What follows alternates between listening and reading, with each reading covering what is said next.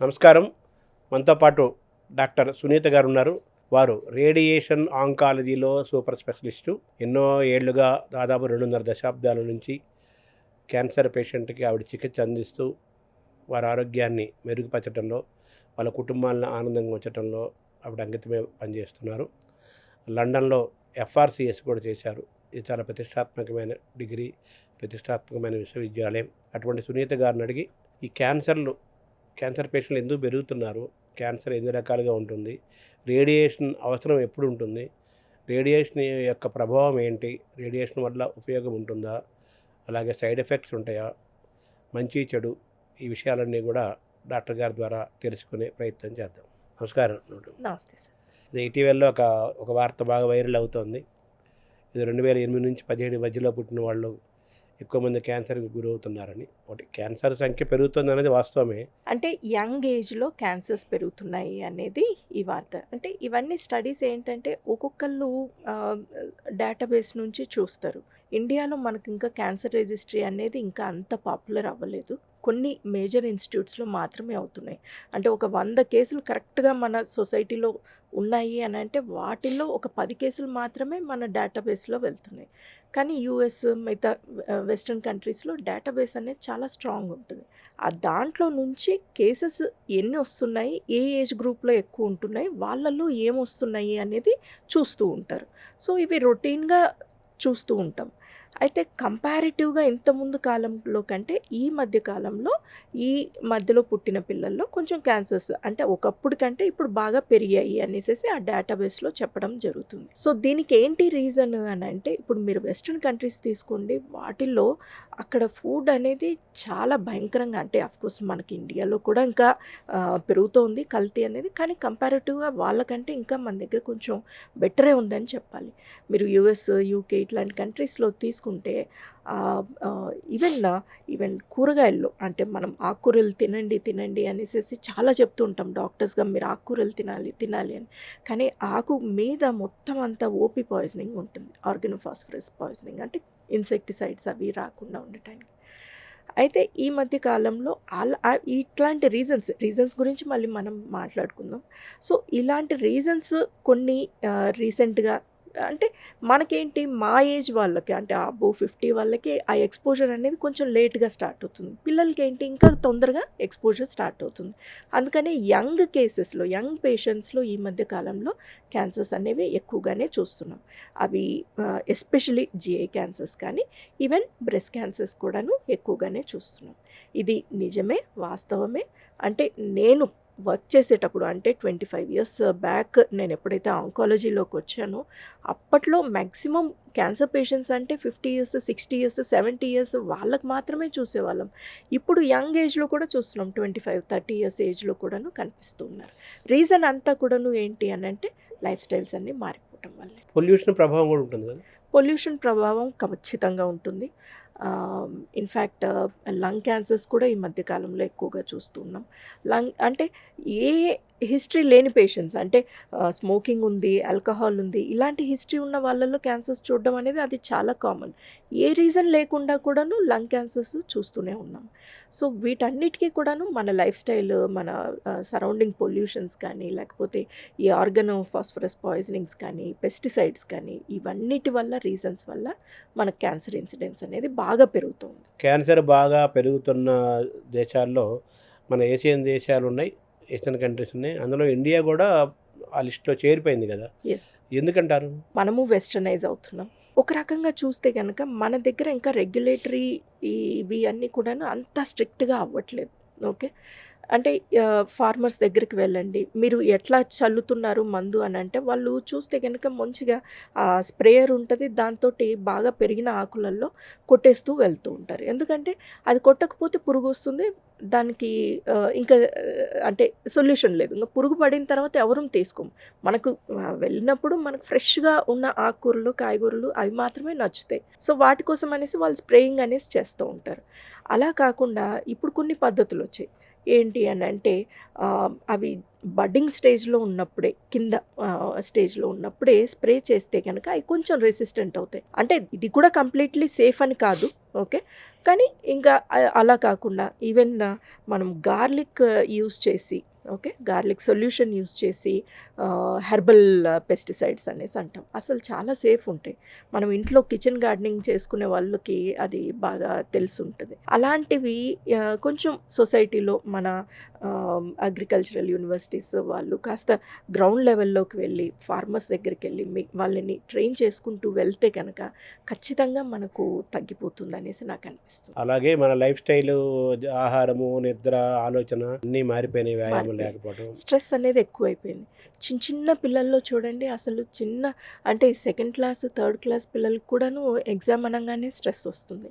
మేము 40 ఏళ్లలో 50 ఏళ్లలో కూడాను డిగ్రీస్ చేసుకున్నాం. కానీ స్ట్రెస్ అనేది మేబీ పిల్లలు పెరగడంలోనే వాళ్ళకి చిన్నప్పటి నుంచి పేరెంట్స్ కూడాను వాళ్ళకి కష్టం అనేది తెలియకుండా పెంచాలి అనేసి పెంచడంలో కూడాను వాళ్ళు అవుట్ సైడ్ లైఫ్లోకి వెళ్ళిపోయేసరికి ఒక రకమైన ఎక్స్పోజర్ తోటి స్ట్రెస్లోకి వెళ్ళిపోతారు పిల్లలు కూడా. ఆ స్ట్రెస్ కూడా క్యాన్సర్ కిందకి హెల్ప్ అవుతుంది, ఐ మీన్ ఒక కారణం. ఒక కారణం అవుతుంది. మామూలుగా మనము మన జనరేషన్స్ అన్నీ కూడా అన్ని జనరేషన్స్ నిన్నటి మొన్నటి జనరేషన్స్ వరకు అందరూ చదువుకున్నారు. వాళ్ళ పరిధిలో వాళ్ళు డిగ్రీ చదివినా, పీజీ చదివినా, పిహెచ్డీ చేసినా, 100 డిగ్రీలు చదివినా, 1వ తరగతి నుండి హైయెస్ట్ లెవెల్ వరకు ప్రతి దశలో వాళ్ళు చదువుని ఎంజాయ్ చేశారు. ఆనందాన్ని అనుభవిస్తూ ఎంజాయ్ చేస్తూ ఎంతో ఇష్టంతో చదవటం, మంచి మార్కులు తెచ్చుకోవటం, వాళ్ళు అందులో బాగా ఎంజాయ్ చేయటం, ఒక హెల్దీ కాంపిటీషన్ ఉండేది. చదువు అని అంటే రేపు ఎగ్జామ్ అని అంటే రేపు ఈ రోజు కూర్చొని చదవటం అనేది మనకు తెలియదు ఎప్పుడు కూడా. ఒక క్లాస్ అయిపోగానే కూర్చొని దానికి మంచిగా నోట్స్ రాసుకొని దాన్ని చదువుకొని ఇంకా వేరే పుస్తకాలు, మనకు అన్ని పుస్తకాలే. ఇప్పుడు పిల్లలకి ఏంటి అని అంటే ఫోన్లు లేకపోతే ల్యాప్టాప్లు, వాటిలో అందులోకి వెళ్ళంగానే కాస్త బోర్ కొట్టంగానే పక్కన యూట్యూబ్ ఉంటుంది, ఇంకొక యాప్ ఉంటుంది, దానిలో ఓపెన్ చేస్తాం, లేకపోతే ఇవి గేమింగ్ యాప్స్ ఉంటాయి, వాటిల్లోకి వెళ్ళిపోవటం, దానిలో నుంచి అట్లా డైవర్ట్ అయిపోతూ ఉంటారు. అలా కాకుండా మనకేంటి, మనకంతా బుక్సే, ఎక్కడ చూసినా పేపరు, పెన్ను, అంతకుమించి వేరే ప్రపంచం లేదు మనకు. డైవర్షన్స్ చాలా తక్కువ ఉండేవి. స్ట్రెస్ అనేది కూడా చాలా తక్కువ ఉండేది. పిల్లల్లో మనము చదివినా కానీ ఫ్రెండ్స్లో వెళ్ళి డిస్కస్ చేసుకోవడం, మాట్లాడుకోవడం. ఇప్పుడు ఏమైపోయింది, వాళ్ళు అంతా కూడాను కంప్లీట్గా లోన్లీ అయిపోతున్నారు పిల్లలందరూ కూడాను.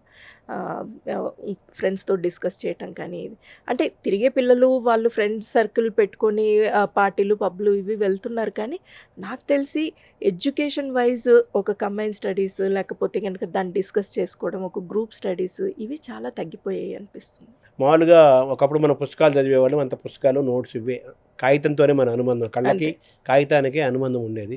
ఇప్పుడు ఈ గాడ్జెట్స్ అన్నీ వచ్చేసాయి, మొబైల్స్ వచ్చేసాయి కదా, వీటి నుంచి కూడా రేడియేషన్ ఎఫెక్ట్ అవుతుంది అంటారు కదా. బ్లూ లైట్ అంటే అది చాలా లేట్ వరకు వెళ్తుంది, ఓకే. ఫస్ట్ ఐసైట్ ఇవన్నీ దెబ్బతింటాయి, ఓకే. లాంగ్ అవర్స్లో మనము సిస్టమ్ ముందర కూర్చుంటే ఆ లైట్ వల్ల కూడాను ఎక్కువ, ఎస్పెషల్లీ నైట్ టైము పడుకునే ముందర పెట్టుకుంటే కనుక ఆ తర్వాత కూడాను ఆ హార్మోనల్ ఎఫెక్ట్ మనకు బాడీలో బాగా చూపిస్తుంది. సో దానివల్ల మనకు కాస్త బాడీ అయితే ఎఫెక్ట్ అవుతుంది. కానీ దానివల్ల క్యాన్సర్స్ వస్తాయనో, లేకపోతే చాలామంది అడుగుతారు సెల్ ఫోన్ మాట్లాడితే బ్రెయిన్ ట్యూమర్ వస్తుందా, ఎక్కువ వస్తుందా అనేసి. అంటే అలాంటివి సైంటిఫిక్ ఎవిడెన్సెస్ రావడానికి కొన్ని వందల సంవత్సరాలు పట్టొచ్చు. ఎందుకంటే అంత ఈజీగా ఎవిడెన్స్ అనేది రాదు. క్యాన్సర్ రావాలి అని అంటే ఒక సెల్ క్యాన్సర్ కిందికి డెవలప్ అవ్వడానికి కొన్ని సంవత్సరాలు పడుతుంది. సో అలాంటి ఎవిడెన్స్ దొరకాలి అని అంటే, కానీ అలాంటివి ఎట్లయినా మనకు అది బ్యాడ్ అనేసి తెలుస్తుంది, అది హానికరం అనే తెలుస్తుంది. సో ఎక్కడో ఎవిడెన్స్ వచ్చే వరకు వెయిట్ చేసే కంటే కొంచెం అవాయిడ్ చేసి పుస్తకాలకు అలవాటు పడితే బాగుంటుంది అనిపిస్తుంది. స్కూల్స్లో కూడాను ఇప్పుడు మొత్తం అంతా కూడాను పిల్లలకి ఐప్యాడ్స్లోనే నోట్స్లు రాసుకోవడము, తర్వాత ఇది కూడా అంటే మరి మేబీ జనరేషన్ మారుతుందో లేకపోతే వాళ్ళ టీచింగ్ పద్ధతులు మారుతున్నాయో అర్థం కావట్లేదు. ట్యాబ్స్ అంటున్నారు కదా, ట్యాబ్స్, పిల్లలు చిన్న చిన్న పిల్లలు కూడా ట్యాబ్స్లోనే చదవాలి. అంటే రేడియేషన్ ఎఫెక్ట్ అవుతుంది అంటుంటారు కదా మామూలుగా. అంటే క్యాన్సరే కాకపోవచ్చు, యా, బట్ అది న్యూరలాజికల్గా ఇబ్బంది అవ్వచ్చు, ఐసైట్ దెబ్బతినచ్చు, బ్రెయిన్ మీద, అంటే వాళ్ళ బ్రెయిన్ మీద వర్క్ చేయొచ్చు, నిద్ర పట్టకుండా ఉండొచ్చు, ఇలా అనేక వాటి మీద ఆ మొబైల్ వీటి యొక్క ప్రభావం ఉంది. Radiation negative shade of the radiation చెబుతున్నారు. అంతే, రేడియేషన్ ద్వారా ట్రీట్మెంట్ ఇచ్చి క్యాన్సర్కి ట్రీట్మెంట్లో భాగం అది. But other negative side of the radiation అనేది ఈ గాడ్జెట్స్. రేడియేషన్ ఇచ్చే పరిస్థితి ఎప్పుడు వస్తుంది ఒక క్యాన్సర్ పేషెంట్కి? సో, రేడియోథెరపీ అనంటే ఆల్మోస్ట్ ఆల్ ఇప్పుడు మనం క్యాన్సర్ పేషెంట్స్ ఒక 100 మంది క్యాన్సర్ పేషెంట్స్ తీసుకుంటే 80-90% ఆఫ్ ద క్యాన్సర్స్ అన్నిట్లో కూడాను రేడియేషన్ అనేది ఏదో ఒక స్టేజ్‌లో అవసరం పడొచ్చు. అయితే ప్రతి ఆర్గన్ డిఫరెంట్ ఉంటుంది. ఒక్కొక్క కేసు ఒక్కొక్కలాగా ఉంటుంది. సపోజ్ ఉమెన్‌లో తీసుకుంటే బ్రెస్ట్ క్యాన్సర్ బాగా కామన్‌గా కనిపిస్తుంది. ఆ తర్వాత నెక్స్ట్ వచ్చేసి మనకు సర్వైకల్ క్యాన్సర్ ఉంటుంది. వీటిల్లో మనకు రేడియేషన్ ఎక్కువగా ఉమెన్‌లో వచ్చే క్యాన్సర్స్ ఇవి రెండే ఉంటాయి. వీటిల్లో ఖచ్చితంగా రేడియేషన్ అనేది అవసరం పడుతుంది. మెన్‌కి కూడా వస్తుంది. మెన్‌కి కూడా వస్తుంది బ్రెస్ట్ క్యాన్సర్ అనేది. సో, ఇవి కాకుండా ఈ హెడ్ అండ్ నెక్ క్యాన్సర్స్ మెన్‌లో ఇప్పుడు ఇండియాలో మనకి ఎక్కువగా కనిపిస్తున్నది హెడ్ అండ్ నెక్ క్యాన్సర్స్. వీటిలో మెయిన్ రీజన్ ఏంటి అనంటే ఈ గుట్కా కానీ, పాన్ కానీ లేకపోతే ఇలాంటి టొబాకో చూవింగ్ ఇలాంటివి చేయటం వల్ల హెడ్ అండ్ నెక్ క్యాన్సర్స్ మనం ఎక్కువ చూస్తున్నాం ఇంతకుముందు కంపేర్ చేస్తే. ఆ తర్వాత మెన్‌లో మామూలుగా మనకు కనిపించేవి ప్రాస్టేట్ క్యాన్సర్స్, తర్వాత lung cancer, GI cancers, rectal cancers. ఒకప్పుడు మనము రెక్టల్ క్యాన్సర్స్ అనేవి చాలా తక్కువ చూసేవాళ్ళం. ఎందుకంటే మనవి ప్రాసెస్డ్ ఫుడ్ తినటం అనేది కూడాను ఇండియాలో చాలా తక్కువ ఉండేది. ఇప్పుడు మనకు కూడా ప్రాసెస్డ్ ఫుడ్స్ ఇవి రావటం వల్ల యంగ్ పేషెంట్స్‌లో కూడాను 30 ఇయర్స్, 40 ఇయర్స్ ఏజ్‌లో కూడాను క్యాన్సర్స్ చూస్తూ ఉన్నాం. మేమేంటంటే ఆంకాలజీలో ఉండటం వల్ల నాకు ఏ సిమ్టమ్ చూసినా ఫస్ట్ క్యాన్సర్ ఏమో అన్న డౌట్ వస్తుంది. కానీ మీకు ఒక సిమ్టమ్ వస్తూ ఉంది అనంటే ఇప్పుడు సపోజ్ రెక్టల్ క్యాన్సర్ ఉంది. ఆ సిమ్టమ్ వస్తుంది అనంటే వెంటనే ఒక 6 వీక్స్ అలా ఆగాలి. వెంటనే వెళ్ళిపోయి ఇది క్యాన్సర్ ఏమో అనేసేసి ప్రతిదానికి కూడాను వెళ్లి టెస్ట్ చేయించుకోవాల్సిన అవసరం లేదు. ఒక 6 వీక్స్ వెయిట్ చేసి ఆ సిమ్టమ్ తగ్గట్లేదు అనంటే ఒక చిన్న ఇన్వెస్టిగేషన్ చేసుకున్నాను. ఏ సిమ్టమ్ ఉన్నా కానీ బ్లీడింగ్ రావచ్చు, లేకపోతే బ్రెస్ట్‌లో లంప్ ఉండొచ్చు, లేకపోతే యూరిన్‌లో రక్తం రావచ్చు, ఆ తర్వాత మోషన్‌లో రక్తం రావచ్చు, ఆ తర్వాత ఎక్కడైనా చిన్న చిన్న గడ్డల సైజ్ పెరుగుతూ ఉండొచ్చు. ఇలాంటి ప్రాబ్లమ్స్ ఉన్న వాటిల్లో ఎక్కడైనా కానీ మనము వెంటనే చెక్ చేయించుకుంటే బావుంటుంది.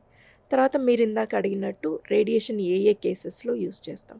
ప్రతి కేస్‌లో కూడాను కేసుని బట్టి, ఆ స్టేజ్‌ని బట్టి యూజ్ చేస్తాం. సపోజ్ సర్వైకల్ క్యాన్సర్ ఉంది. ఫస్ట్ స్టేజ్‌లో ఎర్లీగా డిటెక్ట్ అయితే కనుక ఒక్కొక్కసారి స్టేజ్ 0లో కూడా తెలుస్తుందనమాట. అంటే రెగ్యులర్‌గా స్క్రీనింగ్ టెస్ట్‌లు వీటిల్లో ఉన్న పేషెంట్స్ పాప్ స్మియర్స్ అవి రెగ్యులర్‌గా చేయించుకున్న వాళ్ళు ఫస్ట్ స్టేజ్‌లో 0 స్టేజ్‌లో కూడా చూస్తూ ఉంటాం.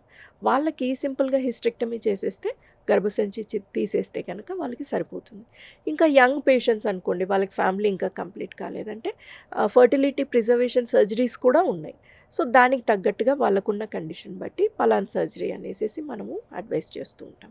కానీ ఒక్కసారి స్టేజ్ దాటిపోయిందనుకోండి second stage, third stage, fourth stage అట్లాంటివి స్టేజ్‌లు దాటిపోతూ ఉంటాయి. ఇండియాలో నా ఎక్స్‌పీరియన్స్‌లో ఇంతవరకు సర్వైకల్ క్యాన్సర్‌ని థర్డ్ స్టేజ్‌లోనే ఎక్కువ చూస్తున్నాం. సెకండ్ గానీ, థర్డ్ స్టేజ్‌లో గానీ. ఫస్ట్ స్టేజ్‌లో చాలా తక్కువ మంది పేషెంట్స్ వస్తారు. ఎందుకంటే ఆ స్టేజ్‌లో మనకు సిమ్టమ్స్ ఎక్కువ కనిపించవు. సెకండ్ అండ్ థర్డ్ స్టేజ్‌కెళ్ళిన తర్వాతనే మనకు సిమ్టమ్స్ కనిపిస్తూ ఉంటాయి. సో, అలాంటి పేషెంట్స్‌లో రేడియేషన్ అనేది మెయిన్ స్టే ఆఫ్ ట్రీట్మెంట్ అవుతుంది. అది. సో, దాంతోటి ఆల్మోస్ట్ ఆల్ 80-90% ఆఫ్ కేసెస్‌లో మనకు రేడియేషన్ అనేది అవసరం పడుతూనే ఉంటుంది. అండ్ సమ్‌హౌ వుమెన్‌లోనే ఎక్కువ క్యాన్సర్స్ రేడియేషన్‌కి రావటం నేను గమనించాను. మేబీ వుమెన్ రేడియేషన్ ఆంకాలజిస్ట్ కాబట్టి ఎక్కువ నాకు వుమెన్ పేషెంట్స్ వస్తారా? లేకపోతే ఓవరాల్‌గా కూడాను మెషిన్ స్టాటిస్టిక్స్ చూస్తూ ఉంటాను. ఒక 100 పేషెంట్స్ ఉన్నారు ఇవాళ మెషిన్ మీద అనంటే అట్‌లీస్ట్ 60-65 పేషెంట్స్ వుమెనే ఎక్కువ ఉంటుంటారు. కారణం ఏంటి మేడం? కారణం ఏంటి అనంటే మనకు బ్రెస్ట్ క్యాన్సర్స్, సర్వైకల్ క్యాన్సర్స్ చాలా కామన్‌గా వస్తాయి.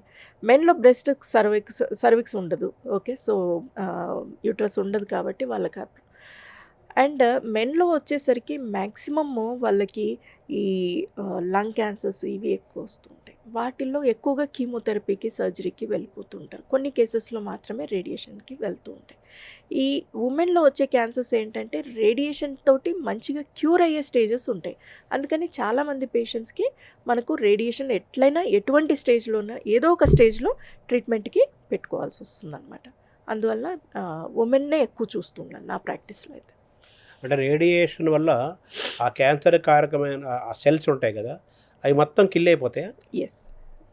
అది కూడాను ఒక్కొక్కసారి పాలియేటివ్ రేడియోథెరపీ కూడా చేస్తూ ఉంటాం. అంటే సపోజ్ ఈవెన్ బ్లడ్ క్యాన్సర్స్ ఉండొచ్చు, మల్టిపుల్ మైలోమాస్ ఉండొచ్చు. ఇవన్నీ కూడాను ఒక స్టేజ్‌కెళ్ళిపోయిన తర్వాత వాళ్ళకి కీమోథెరపీ తోటి రెస్పాన్స్ రేట్స్ అనేవి చాలా తగ్గిపోతాయి. అసలు ఇంక కీమోతో రెస్పాండ్ కాకుండా తర్వాత ఏదో ఒక ఆర్గన్‌లోకెళ్ళి డిసీజ్ అక్కడ లాడ్జ్ అయ్యి అక్కడి నుంచి పెరుగుతూ వెళ్తుంటుంది. ఆ పెయిన్ అది ఎక్కువ ఉంటుంది. సో, అలాంటి పేషెంట్స్‌లో పెయిన్ రిలీఫ్ కోసం కూడా ఇస్తాం. సో, అక్కడ ఏంటి అనంటే డిసీజ్ కొంత రేడియేషన్ వల్ల కాస్త తగ్గుతుంది. ఓకే. డిసీజ్ తగ్గుతుంది. ఆ తర్వాత మిగతా దాన్ని కీమోథెరపీ కంప్లీట్‌గా క్యూర్ చేయటానికి హై డోసెస్ ఇవ్వాలి. అలాంటప్పుడు సైడ్ ఎఫెక్ట్స్ ఎక్కువ వచ్చేస్తాయి. అందుకని ఎంతవరకు ఇవ్వగలము ఒక 10 ఫ్రాక్షన్స్ కానీ, 5 ఫ్రాక్షన్స్ కానీ అలాగా ట్రీట్మెంట్ సిట్టింగ్స్ ఇచ్చేసి పెయిన్ రిలీఫ్ తెచ్చిన తర్వాత మళ్ళీ మెడికల్ ఆంకాలజిస్ట్‌కి హ్యాండ్ ఓవర్ చేస్తే వాళ్ళు నెక్స్ట్ కీమోథెరపీస్ అవి కంటిన్యూ చేసుకుంటారు. మన క్యాన్సర్‌లో మీరు 4 స్టేజెస్ చెప్పారు. ఫస్ట్, సెకండ్, థర్డ్, ఫోర్త్ స్టేజ్‌లో వచ్చినా గానీ రేడియేషన్ ద్వారా వాళ్ళని బతికించి క్యాన్సర్ నుంచి బయటపడేసే అవకాశాలు ఉన్నాయా? ఇప్పుడు ఫోర్త్ స్టేజ్‌ను కూడా 2 రకాలుగా డివైడ్ చేస్తున్నాం. ఆలిగోమెటాస్టాటిక్ అనేసి, తర్వాత ఫుల్ బ్లోన్ మెటాస్టాసిస్. అంటే ఎర్లీ స్టేజ్, ఫోర్త్ స్టేజ్ అనమాట. అంటే 2 ఆర్ 3 ఏరియాస్‌లో ఉంటాయి. బట్ ఒక్కసారి ప్రైమరీ ఆర్గన్ నుంచి అంటే ఒకవేళ బ్రెస్ట్‌లో స్టార్ట్ అయింది. వేరే ఆర్గన్‌లోకెళ్ళింది అంటే అది స్టేజ్ 4 అవుతుంది. కానీ 2, 3 ప్లేసెస్‌లో ఉండి చిన్న వాల్యూమ్ డిసీజ్ ఉంటే క్యూర్ అయ్యే దానికే టేకప్ చేస్తాం పేషెంట్స్‌ని. అండ్ వీళ్ళు ఇప్పుడొచ్చే రీసెంట్ అడ్వాన్సెస్‌లో మనకు చాలా మంచి మంచి డ్రగ్స్ వచ్చాయి. కీమోథెరపీస్ కానీ, ఇమ్యునోథెరపీస్ కానీ, ఇంకా హెర్సెప్టిన్స్ ఇట్లాంటి చాలా మంచి మంచి డ్రగ్స్ వచ్చాయన్నమాట. ఇంకా అసలు ఈవెన్ ట్రిపుల్ నెగెటివ్ ఇలాంటి కేసెస్‌లో ఒకప్పుడు డెత్స్ ఎక్కువ కనిపించేవి. వాళ్ళకు కూడాను ఈ మధ్యన మంచి సర్వైవల్స్ చూపించగలుగుతున్నాం. ఎందుకంటే కీమోథెరపీ అడ్వాన్సెస్ అలాగా వచ్చాయి. ఇవన్నీ రావటం వల్ల ఈవెన్ స్టేజ్ 4లో కూడాను కంప్లీట్ క్యూర్ చేయకపోవచ్చు. లాంగ్ టర్మ్ సర్వైవల్స్ అయితే ఒకప్పుడు కంటే కూడాను ఇప్పుడు అండ్ ఇన్‌ఫాక్ట్ మా దగ్గర కొంతమంది బ్రెస్ట్ పేషెంట్స్ స్టేజ్ 4లో ఉన్న వాళ్ళు కూడాను 6 ఇయర్స్, 7 ఇయర్స్ అలా బ్రతుకుతూనే వస్తారు. మేబీ వీళ్ళకేంటంటే మిగతా నార్మల్ బ్రెస్ట్ క్యాన్సర్ పేషెంట్స్‌కి కంపేర్ చేసుకుంటే కొన్ని సైకిల్స్ కీమోథెరపీస్ కానీ, ఇమ్యునోథెరపీస్ కానీ ఎక్కువ ఇవ్వాల్సొస్తది. మధ్య మధ్యలో రిలాప్స్ అయితున్నప్పుడు మళ్ళీ సైకిల్స్ పెట్టాల్సొస్తది. అలా కొంతమంది పేషెంట్స్ ఈజీగా 6, 7 ఇయర్స్ అలాగా పుల్ అవుతూ ఉంటారు. Problem. Advanced radiation technology present ఉన్న అందుబాటులో ఉన్న చికిత్సా విధానాల వల్ల వాళ్ళకి డెత్‌ని కొంత పోస్ట్‌పోన్ చేయగలుగుతారు. యెస్. అంతే కదా దాని సారాంశం. యెస్. అయితే డ్యూరింగ్ రేడియేషన్ ఇచ్చే క్రమంలో ఎటువంటి ఇబ్బందులు, సవాళ్ళు ఉంటాయి పేషెంట్‌కి గానీ, మీకు గానీ? అలాగే రేడియేషన్ ఇవ్వటం అయిపోయిన తర్వాత ఈ కీమోథెరపీ అనగానే సైడ్ ఎఫెక్ట్, రేడియేషన్ అనగానే సైడ్ ఎఫెక్ట్, అమ్మో సైడ్ ఎఫెక్ట్ అనే భయం కూడా చాలా మందికి ఉంది కదా! యాహ్! ఈ రెండిటిని ఎలా చూడాలి మేడం? రేడియేషన్ అనంగానే ఫస్ట్ పేషెంట్‌కి ఒక భయం ఉంటుంది. అదేదో కరెంటా? షాకా? అండ్ నాకు ఆశ్చర్యంగా అనిపించేది ఏంటంటే, నేను 25 ఇయర్స్ బ్యాక్ ప్రాక్టీస్ స్టార్ట్ చేసినప్పుడు పేషెంట్ అడిగే క్వెషన్స్‌కి, ఇప్పుడొచ్చే పేషెంట్ అడిగే క్వెషన్స్‌కి ఏమీ తేడా లేదు. ప్రతి వాళ్ళకి రేడియేషన్ అనంగానే భయం ఉంటుంది. అది ఒక కరెంట్ లాగా ఉంటుంది, షాక్ కొడుతుంది, లేకపోతే మాడిపోతుంది, మసైపోతుంది, కాలిపోతుంది. ఇలాంటి భయాలు ఎక్కువగా ఉంటాయి. కొన్ని ఏరియాస్‌లో కాస్త సైడ్ ఎఫెక్ట్స్ ఉంటాయి. ఎందుకు అనంటే suppose head and neck cancers తీసుకోండి. హెడ్ అండ్ నెక్ క్యాన్సర్స్‌లో ఎంత కరెక్ట్‌గా ట్రీట్మెంట్ ప్లాన్ చేసినా కానీ కాస్త సైడ్ ఎఫెక్ట్స్ అయితే ఉంటాయి. ఎందుకు? రీజన్ ఏంటి అనంటే ఎక్కడైతే మైక్రోస్కోపిక్‌గా డిసీజ్ మళ్ళీ ఫ్యూచర్‌లో వస్తుందో అనేసేసి మాకు రిస్కీ ఏరియాస్ ఎక్కడెక్కడ ఉన్నాయో అవన్నీ మ్యాప్ చేసుకొని ఇంక్లూడింగ్ నార్మల్ టిష్యూస్ కొంత రేడియేషన్ చేసుకోవాల్సొస్తది. లేకపోతే మళ్ళీ రేడియేషన్‌కి వెళ్ళలేము ఒక్కసారి ట్రీట్మెంట్ అయిన తర్వాత. సో, కొంత నార్మల్ టిష్యూస్‌ని కూడా రేడియేట్ చేస్తున్నాం కాబట్టి head and neck cancer radiations even ఎంత అడ్వాన్స్డ్ ట్రీట్మెంట్స్‌లో కూడాను కాస్త సైడ్ ఎఫెక్ట్స్ అయితే ఉంటాయి. కానీ వీటిని కరెక్ట్‌గా మేనేజ్ చేసుకోవాలి. సో, పేషెంట్‌కి ఏంటి అనంటే ఫస్ట్ నుంచి కౌన్సిల్ చేసుకుంటూ ఉండాలి. ఫస్ట్ డే నుంచి. సపోజ్ నా దగ్గర ఇవాళ ఒక head and neck cancer patient వచ్చారు. వాళ్ళకి నేను ఫస్ట్ డే నుంచి అమ్మ మీకు ఇక్కడ పెద్ద నోడ్ ఉంది. ఇక్కడ నేను హై డోస్ వెళ్తున్నాను కాబట్టి నాకు ఇక్కడ స్కిన్ రియాక్షన్ వస్తుంది. స్కిన్ పీల్ ఆఫ్ అవుతుంది. కొంచెం కమిలినట్టు అవుతుంది. కాస్త మంట రావచ్చు. అలాంటి ప్రాబ్లమ్స్ ఉన్నప్పుడు వాటికి మేము మెడిసిన్స్ రాస్తాం. అడ్మిషన్స్ చేసుకుంటాము. సో దట్ ట్రీట్మెంట్ బ్రేక్ చేయకుండా కరెక్ట్‌గా ట్రీట్మెంట్ ప్లాన్ చేసుకొని కంప్లీట్‌గా వెళ్ళిపోయి ఒక్కసారి ఈ ట్రీట్మెంట్ అయిపోయింది అనంటే అసలు ఇంకా ప్రాబ్లమ్ ఉండదు. యూజువల్గా లాంగ్ టర్మ్ సైడ్ ఎఫెక్ట్స్ అనేవి ఇప్పుడు వచ్చే అడ్వాన్స్డ్ రేడియేషన్ టెక్నాలజీస్ అంటే ఎంఆర్ లినాక్ కానీ సిటీ బేస్డ్ అడాప్టివ్ థెరపీస్ కానీ ప్రోటాన్ థెరపీస్ ఇట్లాంటి different kinds of radiotherapy techniques వచ్చాయి. ఓకే, అడాప్టివ్ థెరపీలో ఎంఆర్ఐలో మనం చాలా కరెక్ట్గా డిసీజ్ ఎక్కడుంది అనేది చూసుకోగలుగుతున్నాము. తర్వాత ఇంటర్నల్గా ఏమన్నా ఆర్గన్స్ మోషన్స్ వస్తున్నాయా, సపోజ్ రెక్టల్ క్యాన్సర్ ట్రీట్ చేస్తున్నాం లేకపోతే ప్రాస్టేట్ క్యాన్సర్ తీసుకున్నాం, దాంట్లో రెక్టమ్ అనేది చాలా దగ్గరలో ఉంటుంది, ప్రాస్టేట్కి పక్కనే ఉంటుంది. సో ప్రాస్టేట్ క్యాన్సర్ పేషెంట్స్ మీరు లాంగ్ టర్మ్ సైడ్ ఎఫెక్ట్స్ చూస్తే కనుక వాళ్ళకి రెక్టల్ బ్లీడింగ్ తోటి ఇలాంటి ప్రాబ్లమ్స్ వస్తూ ఉంటారు. ఇప్పుడు వచ్చే టెక్నాలజీలో కరెక్ట్గా దానికి మాత్రమే ట్రీట్మెంట్ వెళ్ళేటట్టుగా ప్లాన్ చేయగలుగుతున్నాము. రెక్టమ్ కానీ యూరిన్ కానీ ప్రాబ్లం రాకుండా, యూరినరీ బ్లాడర్ కూడా దగ్గరే ఉంటాయి, అన్నీ ప్యాక్డ్ ఉంటాయి. మనకేమి బొమ్మల్లో చూపించినట్టుగా అన్నీ సపరేట్ ఉంది. బాడీలోకి వచ్చేసరికి అన్నీ ప్యాక్డ్గా ఒకటి దాని మీద ఒకటి ఉంటుంది. సో దాని వరకు లోపల వరకు రేడియేషన్ వెళ్ళాలంటే దీని ద్వారా వెళ్ళాల్సిందే కొన్నిసార్లు. సో దాన్ని లిమిట్ చేసుకుంటూ మనం రేడియేషన్ ఇవ్వగలిగితే కనుక వాటికి మనము ఖచ్చితంగా సైడ్ ఎఫెక్ట్స్ అనేవి తగ్గించవచ్చు. సో నా వైపు నుంచి నేను ఆలోచిస్తే ఒక పేషెంట్ కౌన్సిలింగ్ అనేది చాలా ఇంపార్టెంట్. ఫస్ట్ డే నుంచి వాళ్ళని ప్రిపేర్ చేసుకుంటూ వెళ్ళాలి. మీకు ఫస్ట్ వీక్లో ఈ ప్రాబ్లం వస్తుంది, సెకండ్ వీక్లో ఈ ప్రాబ్లం వస్తుంది, ఫోర్త్ వీక్లో ఈ ప్రాబ్లం వస్తుంది, వచ్చినప్పుడు ఇలాంటి మెడిసిన్స్ వాడుతాం. కొంతమందికి ఏమవుతుందంటే పెయిన్ లాంటివి ఏమన్నా సైడ్ ఎఫెక్ట్స్ లాంటివి వచ్చాయి అని అంటే వాళ్ళకి డిసీజ్ ఏమన్నా పెరుగుతుందా అనేది ఒక భయము, యాంగ్జైటీ ఉంటుంది. అది కాదు, ఇది రేడియేషన్ సైడ్ ఎఫెక్టే అనేసి చెప్పి దాని ప్రకారం వాళ్ళని మనం కాన్ఫిడెన్స్లోకి తీసుకొని కరెక్ట్గా మేనేజ్ చేసి, ఎందుకు అని అంటే ట్రీట్మెంట్ ప్లాన్ చేయడం చాలా ఈజీ అండి. ఫస్ట్ డే కూర్చుంటాం చేసేస్తాం, ఆర్ అడాప్టివ్ థెరపీ అంటే ఎవ్రీడే కూర్చుంటాం మెషిన్ మీద చేసేస్తాం. సైడ్ ఎఫెక్ట్స్ మేనేజ్ చేయడం అనేది చాలా ఇంపార్టెంట్. ఆ కరెక్ట్ టైంలో వాళ్ళకి సైకలాజికల్ కౌన్సిలింగ్ ఇంపార్టెంట్. తర్వాత వాళ్ళని అడ్మిట్ చేసుకోవటం, వాళ్ళకి ఏమైనా ప్రాబ్లమ్స్ వస్తే విని వాటికి తగ్గట్టుగా మెడిసిన్స్ ప్లాన్ చేసుకొని అదర్ స్పెషాలిటీస్ వాళ్ళని, ఎందుకంటే ఒక్కొక్కసారి ఈ క్యాన్సర్ పేషెంట్స్కి మల్టిపుల్ ప్రాబ్లమ్స్ ఉంటాయి. కొంతమంది కిడ్నీ ప్రాబ్లం ఉండొచ్చు, కొంతమందికి అదర్ ప్రాబ్లమ్స్ ఉండొచ్చు. మల్టీ స్పెషాలిటీ హాస్పిటల్లో అయితే అందరూ ఉంటారు. సో ఇప్పుడు ఇప్పుడు రీసెంట్గా ఒక పేషెంట్ ఉన్నారు, తనకేంటి అని అంటే బోత్ సైడ్స్ కిడ్నీస్ ప్రాబ్లం ఉంది. ఓకే, డయాలసిస్ మీద ఉన్నారు. ఆయనకి ఈసోఫేజియల్ క్యాన్సర్ ఉంది. సో 25 years నుంచి డయాలసిస్ మీద ఉన్నారు. చాలా చక్కగా ట్రీట్మెంట్ అంటే అన్ని పనులు చేసుకోగలరు, హ్యాపీగా తన బిజినెస్లో అన్నీ నడుపుకోగలరు, చాలా మోటివేటెడ్గా వెళ్తారు. ఆయనకు క్యాన్సర్ రావటం జరిగింది.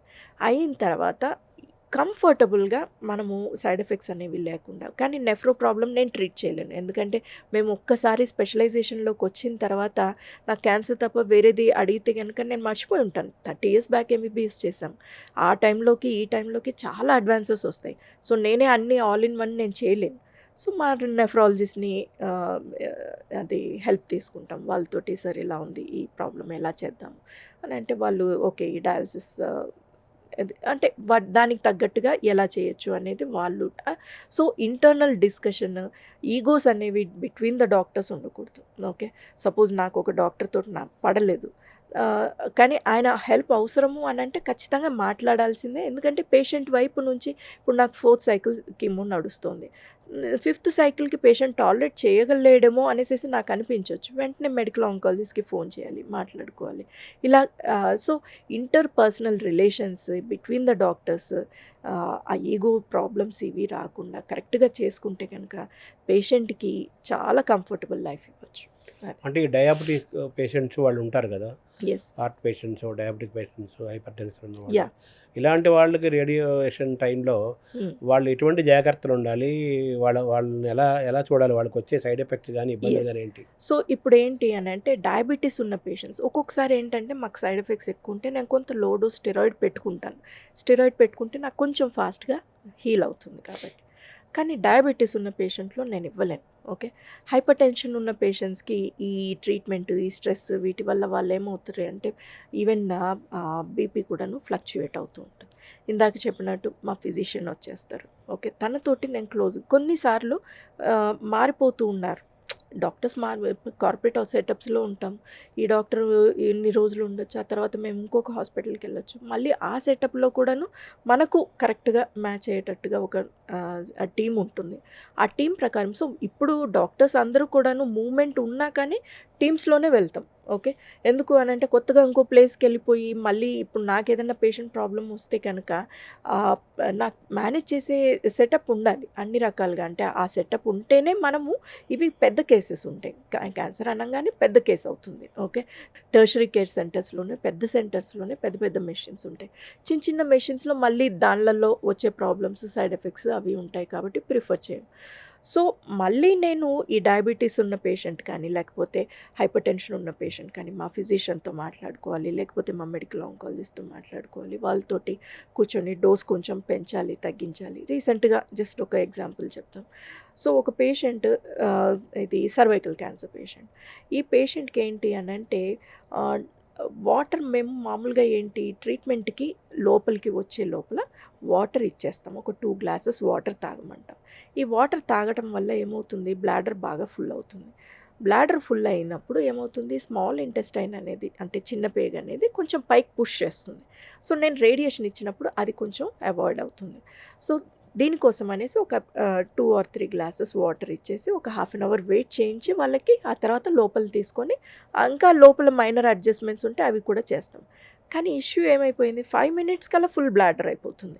మాకు రీజన్ అర్థం కాలేదు. అది ఏంటిది? ఎందుకు అవుతోంది? అనేసేసి ఎంత ఆలోచించినా కానీ అంటే 5 మినిట్స్‌లో బ్లాడర్ ఫుల్ అవ్వడం అనేది చాలా రేర్‌గా జరుగుతుంది. పోనీ అలాగని తను ఎక్కువ వాటర్ తీసుకుంటుందా ఇదా అనేది లేదు. సో, ఆ ఇంటర్ టీమ్ అనేది మెయింటైన్ చేయటము అనేది చాలా ఇంపార్టెంట్. అంటే ఈ డయాబెటిస్ ఉండేవాళ్ళు డయాబెటిక్ పేషెంట్స్‌కి హ్మ్. మామూలుగా ఏదైనా గాయమైనా గానీ వెంటనే మాసిపోదు. హ్మ్. అలా పెరుగుతుంది. చాలా ఇబ్బంది అవుతుంది. కొంచెం జనరల్‌గా సైడ్ అంటుంటారు ఎఫెక్ట్స్ గదా! అనేవి మిగతా పేషెంట్స్ కంటే డయాబెటిస్ ఉన్న పేషెంట్స్‌లో కాస్త స్లోగా ఉంటుంది రికవరీ. సో, ప్లస్ వీళ్ళకి చాలా తొందరగా ఇన్ఫెక్షన్స్ కూడా క్యాచ్ అవుతూ ఉంటాయి. సో, దానికి తగ్గట్టుగా వాటికి మెడిసిన్స్ పెడతాము. మేము నార్మల్ పేషెంట్‌ని ఎలా మేనేజ్ చేస్తామో డయాబెటిక్ పేషెంట్‌ని ఇంకొంచెం ఎక్స్‌ట్రా ఎఫర్ట్ పెట్టాల్సొస్తుంది. కొన్ని ఎక్కువ యాంటీబయాటిక్స్ పెట్టుకోవచ్చు. కొన్నిసార్లు మనకి ఏ యాంటీబయాటిక్ నడుస్తుంది ఈ పేషెంట్‌కి లేకపోతే ఫంగల్ ఇన్ఫెక్షన్స్ చాలా తొందరగా క్యాచ్ అవుతూ ఉంటాయి వీళ్ళకి. సో, వాళ్ళకి ఏ యాంటీ ఫంగల్ ట్రీట్మెంట్ ఇవ్వాలి. ఎందుకంటే ఈ రేడియేషన్ పెడుతున్నప్పుడు ఆ టిష్యూస్ అన్నీ బాగా సెన్సిటివ్ అవుతాయి. ఆపర్చునిస్టిక్ ఇన్ఫెక్షన్స్ అన్నీ అంటే నార్మల్‌గా ఉన్న పేషెంట్‌కి అవి అసలు ఇన్ఫెక్షన్ లాగా కూడా మనకసలు తెలియని కూడా తెలీదు. ఎప్పుడొచ్చుంటదో ఎప్పుడు పోయిందో. కానీ ఈ పేషెంట్స్‌లో చాలా తొందరగా క్యాచ్ అయిపోతుందనమాట. సో, వాళ్ళకి మిగతా పేషెంట్స్ కంటే కొంచెం ఎక్స్‌ట్రా కేర్ పెట్టి కాస్త ఎక్కువ యాంటీబయాటిక్ పెట్టడం కానీ, ఎక్కువ ట్రీట్మెంట్ ఇవ్వటం కానీ జరుగుతుంది. వాళ్ళని కూడా మేనేజ్ చేసుకుంటే కరెక్ట్‌గా చేయగలం. ఆర్టిఫిషియల్ ఇంటెలిజెన్స్ వాడతారు. ఆర్టిఫిషియల్ ఇంటెలిజెన్స్ అనేది చాలా ఇంపార్టెంట్. ఓకే. దీని గురించి ఈ మధ్య రీసెంట్ కాలంలో మనం ఒక పెద్ద కాన్ఫరెన్స్ కూడా చేయడం జరిగింది. గూగుల్ నుంచి సీఈఓస్ తర్వాత మైక్రోసాఫ్ట్ నుంచి వీళ్ళందరూ కూడాను. సో, హెల్త్ కేర్‌లో ఆర్టిఫిషియల్ ఇంటెలిజెన్స్ ఖచ్చితంగా చాలా, చాలా, చాలా చేంజెస్ అయితే తీసుకొచ్చింది. సపోజ్ ఒక చిన్న ఎగ్జాంపుల్ చెప్తాను. మామూలుగా ఒక రేడియోథెరపీ పేషెంట్‌ని ప్లాన్ చేయాలి అనంటే మాకు minimum 2 days work. First day మేము పేషెంట్‌ని ట్రీట్మెంట్‌కి ప్లాన్ చేసుకోవాలి. ప్లాన్ చేసుకున్నప్పుడు కరెక్ట్‌గా మెజర్‌మెంట్స్ తీసుకోవాలి. మెజర్‌మెంట్స్ తీసుకున్న తర్వాత ఒక 100-200 స్కాన్స్ వస్తాయి ఆ ఏరియాలో. ఓకే. ఆ స్కాన్స్ అన్నీ తీసుకొని వాటిలో ఎక్కడ నేను ట్రీట్మెంట్ ఇవ్వాలి, ఎక్కడ అవాయిడ్ చేయాలి అనేది మ్యాపింగ్ చేస్తూ ఉంటాం. ఈ మ్యాపింగ్ అంతా అయిపోయిన తర్వాత మళ్ళీ మా ఫిజిక్స్ టీమ్ వచ్చి వాళ్ళు కరెక్ట్‌గా ఈ డైరెక్షన్‌లో పెడితే గనక బీమ్ డైరెక్షన్ ఇది అంతా ప్లానింగ్ ప్రాసెస్ ఉంటది. అదంతా కంప్యూటరైజ్డ్ ప్రాసెస్ చేస్తూ ఉంటాం. మినిమమ్ ఒక 2 డేస్ పడుతుంది ఇక్కడ ఇండియన్ సెటప్‌లో. మీరు అమెరికా, యూకే అలాంటి కంట్రీస్‌లో తీసుకోండి. వాళ్ళు ఇలాంటి ప్లాన్డ్ ట్రీట్మెంట్స్ అన్నీ 1 వీక్, 10 డేస్ తీసుకుంటారు. ఎందుకంటే వాళ్ళు వీకెండ్స్ పని చేయరు. ఆ తర్వాత ఫిక్స్డ్ అవర్స్ ఉంటారు. ఇట్లాగా సో, అపాయింట్మెంట్ సిస్టమ్ ఉంటది. కొన్ని రోజులు పడతది. కానీ ఇక్కడ మనం ఏంటి అనంటే మనకు వర్క్ పవర్ ఎక్కువ ఉంటది. అంటే హ్యూమన్ పవర్ ఎక్కువ ఉంటది. సో, మేము 2 డేస్‌లో చేయగలం. వర్కింగ్ అవర్స్ కూడా ఎక్కువ. ఎక్కువ ఓకే. 9 అవర్స్, 10 అవర్స్ కూడా హాస్పిటల్‌లోనే ఉంటాము. అండ్ పేషెంట్‌కి యాంగ్జైటీ కూడా ఉంటుంది. మనము 10 డేస్ తర్వాత రండి ట్రీట్మెంట్‌కి అనంటే ఒక భయం ఉంటది పేషెంట్‌కి. అరే! లోపల పెరుగుతూ ఉంటదేమో, జబ్బు పెరుగుతదేమో, ఇంకెక్కడికన్నా పాకుతదేమో అని. సో, అంత టైము యాంగ్జైటీ పేషెంట్‌కి మనము ఇవ్వకుండా మాక్సిమం ఫాస్ట్‌గా ట్రీట్మెంట్ స్టార్ట్ చేయడానికి ట్రై చేస్తాం. ఓకే. సో, దీనివల్ల ఏమవుతుంది ఈ 2 డేస్ ఇది మామూలుగా ట్రీట్మెంట్ స్టార్ట్ అయిపోతుంది. ప్రాబ్లమ్ లేదు. కానీ అదే మీరు పేషెంట్ మెషిన్ మీద పడుకున్నప్పుడు నేను ఫాస్ట్‌గా హాఫ్ అన్ అవర్ లోపల చేయాలి. అప్పుడు 2 డేస్ ఏంటి పేషెంట్ మేము మెజర్మెంట్స్ తీసుకున్నాం, ఇంటికి పంపించేసాం, మేము కూర్చొని వర్క్ చేస్తున్నాం. పేషెంట్ హ్యాపీగా, కంఫర్టబుల్‌గా ఇంట్లో ఉన్నారు. కానీ ఇక్కడ నేను పేషెంట్ మెషిన్ మీద పడుకోబెట్టాను. ఆ మెషిన్ మీద పడుకున్నప్పుడు 5 మినిట్స్‌లో స్కాన్ అయిపోయింది. ఆ స్కాన్ అయిపోయిన తర్వాత దాంట్లో నేను మైనర్ అడ్జస్ట్‌మెంట్స్ చెయ్యాలి. ఓకే. రెక్టమ్‌లో గ్యాస్ ఉండిండొచ్చు, లేకపోతే స్మాల్ బowel అడ్డం రావచ్చు, లేకపోతే ఈ స్పైనల్ కార్డ్ కొంచెం అటు ఇటుగా మూవ్‌మెంట్ ఉండొచ్చు. ఇట్లాంటివి ఏవైనా ప్రాబ్లమ్స్ ఉండొచ్చు. మనం పరోటిడ్ కరెక్ట్‌గా గీసామనుకుంటాం, కానీ అక్కడికెళ్ళేసరికి కాస్త మూవ్‌మెంట్ కనిపించొచ్చు. ఇలాంటివన్నీ చిన్న చిన్న అడ్జస్ట్‌మెంట్స్ అన్నీ చేయాల్సొస్తది. ఇక్కడ మాకు ఆర్టిఫిషియల్ ఇంటెలిజెన్స్ అనేది చాలా హెల్ప్ అవుతుంది. సో, పేషెంట్ స్కాన్ అయిపోగానే వెంటనే ఆర్టిఫిషియల్ ఇంటెలిజెన్స్ రన్ చేస్తామనమాట.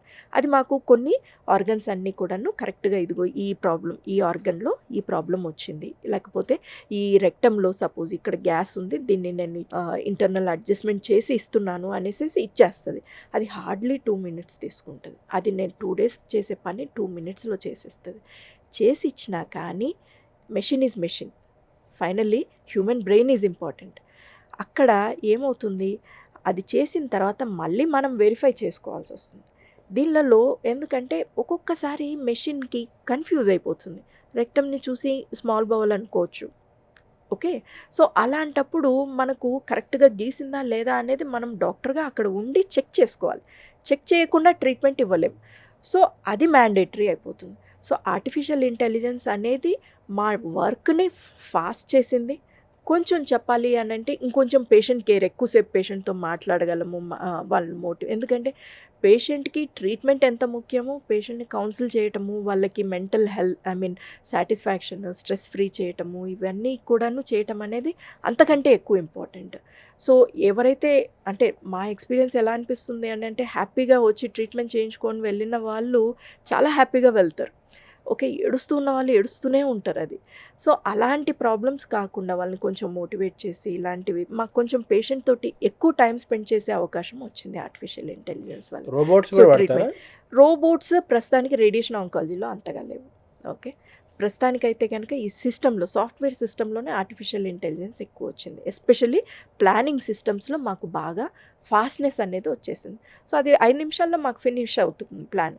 అయిపోగానే నేను టకటక చూసుకొని ఇది ఓకే, ఇది కరెక్ట్‌గుంది, ఇది ఓకే అనేసేసి నేను టిక్ చేస్తే గనుక అప్పుడు నెక్స్ట్ ట్రీట్మెంట్ స్టార్ట్ అవుతుంది. ప్రధానంగా వినపడేలో 2 భయపడేవి చెప్తారు. ఫెర్టిలిటీ పైన కూడా ఎఫెక్ట్ అవుతుంది. ఒకటి బ్రెయిన్ పైన ఎఫెక్ట్ అవుతుందని మెయిన్‌గా చెప్తుంటారు. అది ఎంతవరకు వాస్తవం అది?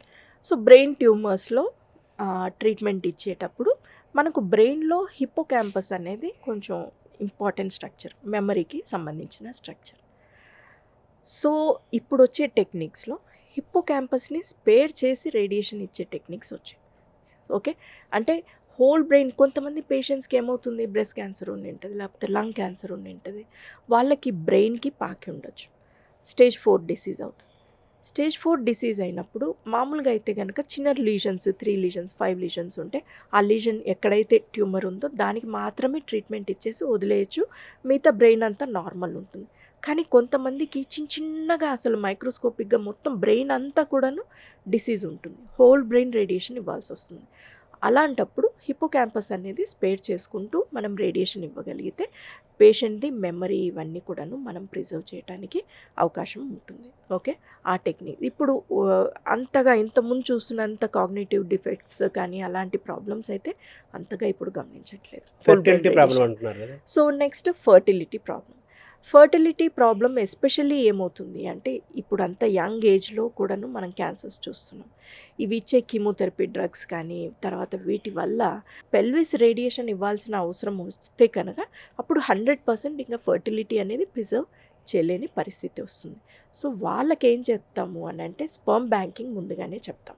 యంగ్ పేషెంట్ రావంగానే ఇది మాకు ఫస్ట్ ఇంపార్టెంట్ పాయింట్ అవుతుంది కౌన్సిలింగ్. ఎందుకంటే ఇప్పుడొచ్చే టెక్నిక్స్‌లో మనకు ఈ పేషెంట్స్ అందరూ లాంగ్ టర్మ్ సర్వైవల్స్ ఉంటారు. ఓకే. బ్రెస్ట్ క్యాన్సర్ అయిపోయిన పేషెంట్ కూడా చక్కగా మంచిగా ట్రీట్మెంట్ అయిపోతుంది. వాళ్ళు మంచిగా వాళ్ళ వర్క్‌కి వాళ్ళు వెళ్ళిపోతారు. తర్వాత ఫ్యామిలీ కంటిన్యూ ఎలా చేయాలి అనేది పెద్ద ప్రాబ్లమ్. సో, వాళ్ళకి మేము ఎగ్ ప్రిజర్వేషన్, oocyte ప్రిజర్వేషన్స్ ఇవి కూడాను సజెస్ట్ చేస్తూ ఉంటాం. ఆ తర్వాత మెన్‌లో అయితే గనక స్పెర్మ్ బ్యాంకింగ్ చేసుకోండి అనేసి కూడాను ఎస్పెషల్లీ ఆ లోకల్ ఏరియాలో పెల్విస్ ఏరియాలో ఫర్టిలిటీ ప్రాబ్లమ్స్ అనేవి కంపల్సరీ వస్తాయి. వాళ్ళకి ముందుగానే చెప్పి మనము ఆ తర్వాత రేడియేషన్ ఇచ్చిన తర్వాత కూడాను ఆ యూట్రస్ అనేది ఇంకా మళ్ళీ టేకప్ చేయలేకపోవచ్చు ఆ ఏరియాని. బేబీని అంత సపోర్ట్ చేయలేకపోవచ్చు. సో రేడియేషన్ అనేది చాలా పవర్ఫుల్ కదా యాక్చువల్గా. చాలా పెద్ద పవర్ని మనం వాళ్ళ బాడీ పైన ఎక్కిస్తున్నట్టే కదా అర్థం. అంతే. ఏడో మొత్తం దారిపోయిన బాడీ అంతా ఇవ్వం కదా! ఎక్కడైతే ప్రాబ్లమ్ ఉందో అవును. అక్కడ మాత్రమే ఇస్తాం. సో, అవును. మిగతా బాడీ అంతా సపోర్ట్ చేస్తుంది. ఒక ఆర్గన్‌కి ప్రాబ్లమ్ ఉంది అనేది మిగతా బాడీ అంతా కూడాను ఆర్గన్ రికవరీ అయ్యేంత వరకు సపోర్ట్ చేస్తుంది. సో ఆఫ్టర్ రేడియేషన్ ట్రీట్మెంట్ ఎలా ఉంటారు మేడం? వాళ్ళ సర్వైవల్ కానీ, వాళ్ళు జనరల్గా మళ్ళీ యాక్టివిటీస్ కానీ, బయలాజికల్ యాక్టివిటీస్ కానీ, ఎనాటమీ కానీ అన్నీ పర్ఫెక్ట్గా ఉంటాయా? యెస్. సో, ఫాలో అప్ అనేది క్యాన్సర్ పేషెంట్స్‌లో చాలా ఇంపార్టెంట్. ఓకే. ఎస్పెషల్లీ ఈ వుమెన్ పేషెంట్స్ రెగ్యులర్‌గా చెకప్స్‌కి రావటం అనేది చాలా ఇంపార్టెంట్. ఇన్‌ఫాక్ట్ ఇప్పుడు యంగ్ ఏజ్‌లో కూడా సర్వైకల్ క్యాన్సర్స్ చూస్తూ ఉన్నాం. అండ్ ఒకప్పుడు వాళ్ళకి ఫాలో అప్‌లో ఎక్కువగా బ్లీడింగ్ రెక్టమ్‌లో నుంచి అంటే మోషన్‌లో నుంచి బ్లీడింగ్ రావటం కానీ, యూరిన్‌లో నుంచి రక్తం పోవటం కానీ ఇలాంటి సైడ్ ఎఫెక్ట్స్ ఎక్కువ రేడియేషన్ వల్ల చూసేవాళ్ళం. ఇప్పుడు వచ్చే టెక్నిక్స్‌లో అంటే మనం ఈ ఎంఆర్ లినాక్ అనేసేసి చెప్తున్నాను. తర్వాత అంటే రేడియేషన్, ఎక్స్టర్నల్ రేడియేషన్ టెక్నిక్స్ ఇవే కాకుండా ఈవెన్ బ్రాకిథెరపీ టెక్నిక్స్. బ్రాకిథెరపీ అంటే కొన్ని పవర్ఫుల్ నీడిల్స్ ఏవైతే రేడియో యాక్టివ్ నీడిల్స్ ఉంటాయో అవి డైరెక్ట్‌గా ఇదొక స్పెషలైజ్డ్ టెక్నిక్ అనమాట. ఎక్కడైతే నేను ఎక్స్టర్నల్ రేడియేషన్ అయిపోయిన తర్వాత కూడాను పలానా చోట నాకు డిసీజ్ కనిపిస్తుంది అని అంటే ఆ ఏరియాలో నేను అండర్ అనెస్థీషియా నీడిల్స్ వేసేసి వాటిని అక్కడ మాత్రమే హై డోస్ వెళ్ళేటట్టుగా ప్లాన్ చేస్తాను. సో దీనివల్ల ఏమవుతుంది, మాకు radiation related long term side effects అనేవి చాలా తగ్గుతున్నాయి. లాస్ట్ 5-6 ఇయర్స్ నుంచి మేము ట్రీట్ చేసిన పేషెంట్స్లో చాలా తక్కువగా ఈ బ్లీడింగ్ ప్రాబ్లమ్స్ కానీ లాంగ్ టర్మ్ సైడ్ ఎఫెక్ట్స్ కానీ చాలా తక్కువ చూస్తూ ఉన్నాం. సో లాంగ్ టర్మ్ సర్వైవల్స్ అనేవి చాలా బాగున్నాయి. అండ్ ఇప్పుడు సపోజ్ బ్రెయిన్ ట్యూమర్స్ ఇలాంటి దానిలలో కొంత అంటే ఎస్పెషల్లీ గ్రేడ్ 4 ట్యూమర్స్ ఉన్నాయి. వాటిల్లో కాస్త సర్వైవల్స్ అనేవి తక్కువే ఉంటాయి. ఇక డిసీజ్ని బట్టి ఉంటుంది. మ్యాక్సిమం కామన్గా వచ్చే క్యాన్సర్స్లో ఎర్లీ స్టేజ్లో చూసే క్యాన్సర్స్ అన్నీ కూడాను మంచి క్యూరబుల్ క్యాన్సర్సే వస్తాయి. ఈ సైడ్ ఎఫెక్ట్స్ రేడియేషన్ ద్వారా వచ్చే సైడ్ ఎఫెక్ట్స్ నుంచి కొంతకాలం దాని తాలూకు సైడ్ ఎఫెక్ట్స్ ఉన్నప్పటికీ కూడా తర్వాత రికవర్ అయ్యి మళ్ళీ మామూలు నార్మల్సీకి వచ్చే పరిస్థితి ఉంటుందా? లైఫ్ లాంగ్ అలాగే ఉండాలి? లైఫ్ లాంగ్ అలా ఉండాల్సిన పని లేదండి. ఒకవేళ సైడ్ ఎఫెక్ట్స్ కొంతమందికి ఒక 5-10% side effects long term side effects వస్తాయి. వచ్చినప్పుడు దానికి తగ్గట్టుగా చేసే ట్రీట్మెంట్స్ కూడా ఉన్నాయి. ఏ పేషెంట్ని సఫర్ కమ్మనేసి ఏమీ చెప్పం. కొన్నిసార్లు ఏమవుతుంది, సైడ్ ఎఫెక్ట్స్ కంటే కూడాను డిసీజ్ రికరెన్సెస్ బాధ పెడుతూ ఉంటాయి. ఒక్కసారి కొన్నిసార్లు కేసెస్ తిరగబడ్డాయి అని అంటే అది కరెక్ట్గా ఐడెంటిఫై చేసుకోవడం ఇంపార్టెంట్. రికరెన్సెస్లో కూడాను మళ్ళీ second chance, third chance treatments ఇచ్చేదానికి అవకాశం ఉంటుంది. కానీ ఎక్కడ ఫుల్ స్టాప్ పెట్టాలి అనేది మనము రెడీగా ఉండాలి. ఓకే. ఇది ఇంకా స్టేజ్ దాటిపోయింది. ఇంకా దీన్ని ఏ రకంగా చేసినా కానీ మనకు దీనికి క్యూర్ ఇవ్వలేము ఆర్ పాలియేషన్ కూడా ఇవ్వలేము అని అనుకుంటాము. అలాంటి పేషెంట్స్కి వెంటనే ఫుల్ స్టాప్ పెట్టేసి పాలియేటివ్ సపోర్టివ్ ట్రీట్మెంట్ పెట్టేసుకొని, అంటే సపోర్టివ్ ట్రీట్మెంట్ జస్ట్ పేషెంట్కి పెయిన్ ఉంటే పెయిన్ రిలీఫ్కి ఇంజెక్షన్స్ పెట్టడం అండ్ మార్ఫిన్ లాంటివి కూడా పెడతాం. ఎందుకు అని అంటే పేషెంట్ సఫరింగ్ ఉండకూడదు అనేసి. యాక్టివ్గా అంటే కొంతమంది ఇంకా చేద్దాము అనే ఇదిలో వస్తారు. కానీ ఒక్కసారి మనకు పేషెంట్ ట్యూమర్ బయాలజీ అనేది మనకు ఒకసారి కరెక్ట్గా అర్థమైపోయింది, ఇది చాలా కష్టమైన జబ్బు అని తెలిసింది అని అంటే అలాంటి కేసెస్లో కొంతమంది పేషెంట్స్కి ఎస్పెషల్లీ బ్రాకిథెరపీ అయిన పేషెంట్స్ లాంగ్ టర్మ్లో వాళ్ళకి బ్లీడింగ్ అవుతూనే ఉంటుంది రెక్టమ్ నుంచి. ఓకే. అంటే వెజనల్ బ్లీడింగ్ ఇవన్నీ తగ్గిపోయి ఉంటాయి, డిసీజ్ మొత్తం తగ్గిపోయి ఉంటుంది. కానీ ఆ రేడియేషన్ ఎఫెక్ట్ వల్ల కొంచెం రెక్టంలో నుంచి అంటే చిన్నగా అక్కడ ఆ ఏరియాలో రేడియేషన్ ఎఫెక్ట్ రావటం వల్ల వాళ్ళకి ప్రాబ్లం అవుతుంది. సో గ్యాస్ట్రోఎంట్రాలజిస్ట్కి హెల్ప్ తీసుకుంటాం అన్నమాట. వాళ్ళు ఏం చేస్తారంటే ఏపీసీ అనేసి అంటాం, ఆర్గన్ ఫోర్స్ ఇది కోయాగులేషన్ ప్రాసెస్ ఉంటుంది. సో దాంట్లో ఎక్కడైతే ప్రాబ్లం కనిపిస్తుందో ఆ ఏరియాని ఐడెంటిఫై చేసి దాన్ని నీట్గా సెట్ చేసేస్తే కనుక మళ్ళీ వాళ్ళకి ఆ ప్రాబ్లం రాకుండా హెల్ప్ చేయొచ్చు. రేడియేషన్ ఒకసారి చేస్తారా పేషెంట్కి? రేడియేషన్ టెక్నిక్స్ కూడా ఉన్నాయి. ఓకే. ఒక్కసారి అయిపోయింది. యూజువల్గా first time radiation is most important అన్నట్టు. ఒక్కసారి ఫస్ట్ ఛాన్స్లో మనం మిస్ అయ్యాము అని అంటే సెకండ్ ఛాన్స్, థర్డ్ ఛాన్స్ ఇస్తాము. కానీ యూజువల్‌గా సెకండ్ టైమ్ రేడియేషన్ వరకు మేము యాక్సెప్ట్ చేయగలం. థర్డ్ టైమ్ రేడియేషన్స్ అవి నేను పెద్దగా బిలీవ్ చేయను. ఎందుకు అనంటే సెకండ్ టైమ్ రేడియేషన్ తర్వాత కూడా పేషెంట్‌కి రికరెన్స్ వస్తుంది అనంటే ఆ డిసీజ్ బయాలజీని మనం రెస్పెక్ట్ చేసి దండం పెట్టేసి గమ్మున ఎందుకంటే మనం ట్రీట్మెంట్ ఇస్తూ ఉంటాం. కానీ పేషెంట్ టాలరేట్ చేయాలి కదా! వాళ్ళకి ప్రాబ్లమ్స్ అన్నెసెసరీ సైడ్ ఎఫెక్ట్స్ ఇబ్బందులు వస్తూ ఉంటాయి. So first time radiation is withstanding always capacity best. ఉండాలి వాళ్ళకి. విత్‌స్టాండింగ్ కెపాసిటీ ఉండాలి. టిష్యూస్ కూడా అంత ఈజీగా రికవర్ కావు. అండ్ ప్రతిసారి రేడియేషన్ పెడుతూ ఉంటే వాళ్ళకి ప్రాబ్లమ్స్ వస్తాయి. అంటే ఈ రేడియేషన్ రిలేటెడ్ సైడ్ ఎఫెక్ట్స్ అన్నీ ఉంటాయి వాళ్ళకి. సో నీకు డిసీజ్ ఎంతవరకు తగ్గుతుందో తెలీదు. దాని మీద మళ్ళీ నీకు రేడియేషన్ సైడ్ ఎఫెక్ట్స్ భరించాలి. అంటే జబ్బు వల్ల భరించాలి, సైడ్ ఎఫెక్ట్స్ వల్ల భరించాలి అంటే డబుల్ ప్రాబ్లమ్ అవుతుంది. సో అలాంటప్పుడు మనం ఇవ్వకుండా ఇంకొద్దు అనేసేసి చెప్పడం కూడాను మంచిది. అంటే రేడియేషన్ అనేది వేరే రేర్‌గా జరుగుతుంటుందా? జరుగుతాయి. ఆన్ అండ్ ఆఫ్ చేస్తూ ఉంటాము కొంతమంది పేషెంట్స్‌కి. ఎందుకంటే ఒక 5 ఇయర్స్ తర్వాత మళ్ళీ రికరెన్సెస్ కొంతమందికి కనిపిస్తాయి. 2 ఇయర్స్, 3 ఇయర్స్ తర్వాత కూడా కొంతమందికి కనిపిస్తూ ఉంటాయి. అలాంటప్పుడు అంటే డిసీజ్ సర్వైవల్ ఓకే. ఒక 3 ఇయర్స్ మంచిగా నడిచింది. మేబీ ఇంకొంచెం ఒకసారి ఇంకొక ట్రై చేస్తే గనుక మళ్ళీ కానీ ఫస్ట్ టైమ్ రేడియేషన్ కంటే సెకండ్ టైమ్ ఇచ్చే రేడియేషన్స్ సైడ్ ఎఫెక్ట్స్ ఎక్కువగా ఉంటాయి. సో థర్డ్ రేడియేషన్ అనేది ఆల్మోస్ట్ సజెస్ట్ చేయరు. ఆల్మోస్ట్ సజెస్ట్ చేయను. నేనైతే చేయను. మేడం ఈ రేడియేషన్ టైంలో ఫుడ్ విషయంలో వాళ్ళు ఎలా ఉండాలి? సో ఆఫ్టర్ రేడియేషన్ ఎలా ఉండాలి? రేడియేషన్ టైంలో ఎస్పెషల్లీ ఇందులో కేటగరైజ్ చేయాల్సి వస్తుంది. ఓకే. మనకు అంటే కొన్ని పవర్ఫుల్ కీమోథెరపీస్ అవి ఇచ్చే పేషెంట్స్ ఉంటారు. ఈ బీఎంటీ పేషెంట్స్ కానీ లేకపోతే బ్లడ్ ల్యూకీమియా పేషెంట్స్ ఇట్లాంటివి బ్లడ్ క్యాన్సర్స్ వాళ్ళల్లో చాలా స్ట్రిక్ట్ డైట్ ఇది ఉంటుందన్నమాట. అంటే వాళ్ళకి ఈవెన్ సలాడ్స్ కానీ ఫ్రూట్స్ కానీ ఇవి కూడాను పెట్టం. ఎందుకంటే ఏదైనా కానీ కుక్ చేసిన తర్వాతనే పెట్టాలి అనేది కాన్సెప్ట్ ఉంటుంది. సూప్స్ కానీ ఇలాంటివి ఇవ్వాలనేసి చెప్తాం. ఎందుకంటే వాళ్ళకి ఈ రా వెజిటబుల్స్లో అంటే సలాడ్స్ వీటిల్లో మనకు చాలా ఈజీగా ఇన్ఫెక్షన్స్ క్యాచ్ అయ్యేదానికి అవకాశం ఉంటుంది. కానీ నార్మల్గా జరిగే ఈ రేడియేషన్ పేషెంట్స్ ఎవరైతే ఉన్నారో మనకు రొటీన్గా జరిగే పేషెంట్స్ వీళ్ళల్లో మనకు అంత పెద్ద ఇబ్బంది పడాల్సిన అవసరం లేదు. సో వీళ్ళల్లో ఏముంటుంది అని అంటే చాలామంది అటెండర్స్ ఎలా వస్తారంటే మేము ఇంటర్నెట్లో చదువుకొని వస్తారు. ఈ డైట్ ఇవ్వాలి, ఆ బ్లూబెర్రీస్ ఇవ్వాలి, ఇది ఇవ్వాలి, అది ఇవ్వాలి. సో ఎస్పెషలీ ఎల్డర్లీ పేషెంట్స్ ఉంటారు. 60 ఇయర్స్ 70 ఇయర్స్ వాళ్ళకి అవకాడో అంటే ఏంటో తెలియదు. సడన్గా మీకు అవకాడో మంచిదే, కానీ కొత్తగా అది ఇచ్చేస్తే వాళ్ళకి అరగకుండా వాళ్ళకి అదర్ ప్రాబ్లమ్స్ స్టార్ట్ అవుతాయి. సో డ్యూరింగ్ ట్రీట్మెంట్ కొత్తగా వేరే అంటే వాళ్ళకి అలవాటు లేని ఈ కొత్త ఫుడ్ ఐటమ్స్ని ఇంట్రడ్యూస్ చేసే కంటే వాళ్ళు రొటీన్గా ఏది తింటారో దాన్ని ఫ్రీక్వెంట్ స్మాల్ మీల్స్ అని అంటాం. ఓకే. ఎందుకంటే అంతా ఒకటేసారి తిని మేనేజ్ చేయలేరు. ఇప్పుడు మనం ఇంటర్మీడియట్ ఫాస్టింగ్ గురించి చెప్తాం. సో అంటే చాలామంది 1 మీలే డైట్ కూడా చేస్తారు. అంటే రోజుకు ఒక్క పూట మాత్రమే తినడం. అది అంత ఎక్స్ట్రీమ్ డైట్స్ అవి అంత సజెస్టబుల్ కాదు. క్యాన్సర్ పేషెంట్స్లో కూడా ఐఎఫ్ అంటే ఇంటర్మీడియట్ ఫాస్టింగ్ అనేది చేయొచ్చు. కానీ ముందు అలవాటు ఉండాలి. ఆల్ ఆఫ్ ఎ సడన్ ఈ 1 మంత్లో నేను ఇంటర్మీడియట్ ఫాస్టింగ్ ఇప్పుడు స్టార్ట్ చేయొచ్చా అనేసి వచ్చి అడుగుతూ ఉంటారు పేషెంట్. అలా చేయొద్దనే చెప్తాం. అట్లీస్ట్ మేము చెప్పేది ఏంటి అని అంటే 7:00 కల్లా డిన్నర్ ఫినిష్ చేసుకోండి. 7 తర్వాత ఇంకేమీ తినద్దు. ఓకే. 7 తర్వాత చాలామంది పాప్కార్న్స్, కూల్ డ్రింక్స్ లేకపోతే ఇంకా పిజ్జాస్, బర్గర్స్, మిడ్‌నైట్ బిర్యానీస్ ఇట్లాంటివన్నీ అవాయిడ్ చేయమని చెప్తాం. ఎందుకంటే బాడీలో ఒక సిస్టమ్‌కి రెస్ట్ ఇవ్వాలి. జిఐ క్యాన్సర్స్ మనకి ఎందుకు ఇంతగా పెరుగుతూ ఉన్నాయి అని అంటే కంపేర్ టు మనం ఓల్డెన్ డేస్ మనకు ఇంట్లో చిన్నప్పుడు 6 గంటలకి 7 గంటలకి ఫుడ్ పెట్టేసిన తర్వాత కిచెన్ కంప్లీట్గా క్లోజ్ అయిపోయేది.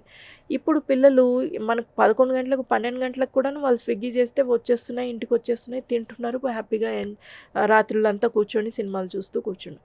సో ఇంకా డిసీజెస్ రావద్దు అన్నట్టు ఎక్కడి నుంచి వెళ్తాయి? స్లీప్ లేదు, ఫుడ్ హ్యాబిట్స్ చక్కగా లేవు, గట్ మొత్తం దెబ్బతింటుంది.